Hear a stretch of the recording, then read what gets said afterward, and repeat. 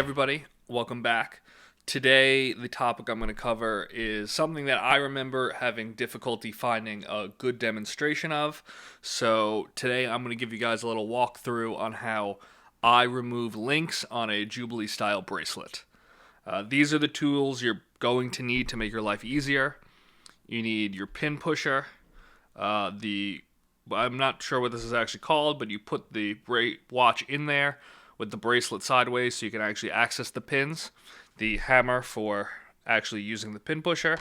Sometimes you'll need a pair of pliers to pull the pin out, but I don't think we're going to. And this you can use in replacement of the pin pusher and the hammer. I'm not going to use this, but I will show you how it is used because some people find this to be an easier device. So here's just a closer look at this box. You can see it's got a bunch of little slots and push-through areas. So you could pretty much line up the watch however you want and just push through the links. Take your watch first step. Look on the inside and you'll see arrows. The arrows tell you which way to push the pin out through. So you want to put it into your box with the arrow facing into the ground. So you'll be pushing the pin out that way. So take your pin pusher, line it up with your pin, and you're going to hammer out the pin.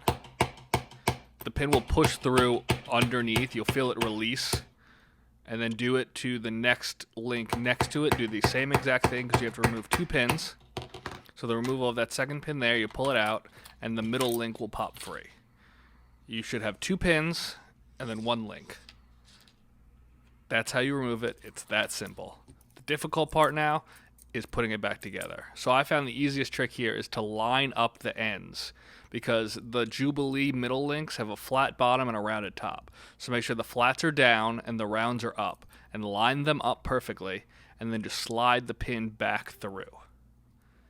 Once you do that, open it, make sure nothing's caught, nothing's snagged, nice and seated well. Throw it back into the jig.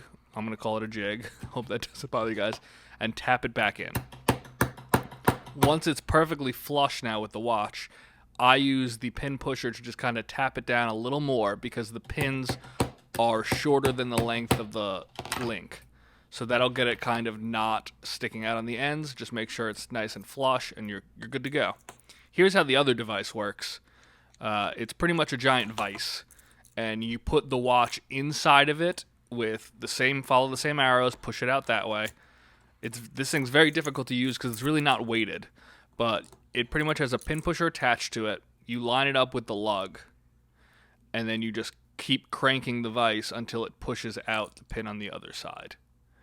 And that's really all that one does. But I personally don't like that one.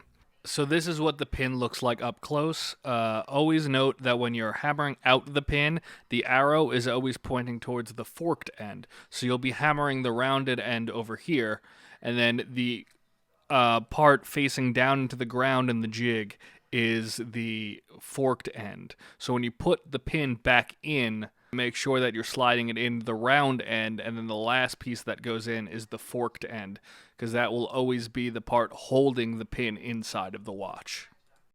I got all these tools in this little kit here.